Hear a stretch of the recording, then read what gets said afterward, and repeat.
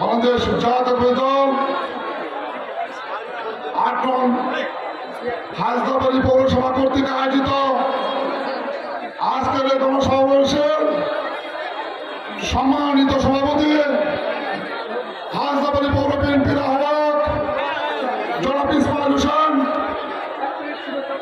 প্রধান অতিথি হিসেবে উপস্থিত আছেন নারায়ণগঞ্জ মাদারগঞ্জবাসীর প্রাণপ্রিয় নেতা ৯০ স্বৈরাচার পতন আন্দোলনের মহানায়ক জামালপুর জেলা বিএনপির সিনিয়র সহসভাপতি, বিএনপির কেন্দ্রীয় নির্বাহী কমিটির সহ সম্পাদক,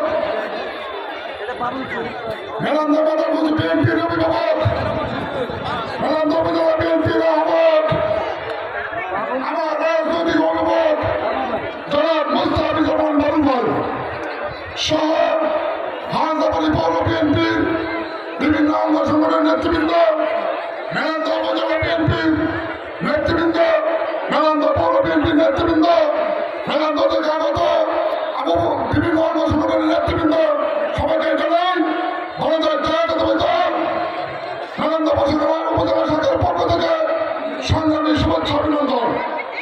বক্তৃতা দিব না, বক্তৃতা দিবে নেতা। তবে একটি কথা, আজকে ১.৫ মাস হয়নি যারা ১৭ বছর আওয়ামী লীগ করেছেন, সারা জীবন আওয়ামী লীগ করেছেন, দেখি মাঝে মাঝে দেখে অস্থির হয়ে গেছেন বের হওয়ার জন্য, ওই উঠি টুটি মারার জন্য।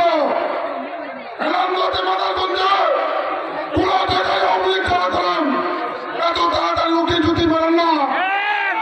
আমরা সাধ্য আছে বিএনপিকে সাধ্য দেখতে দেন, যদি উঠি টুটি মারেন ওই সব থাকবে না, জবাব দেবে। এবং অনেক নেতারা আছেন বিএনপির মিছিল আসার জন্য অস্থির হয়ে গেছেন, কেন বিএনপিকে বিতর্কিত করবেন না।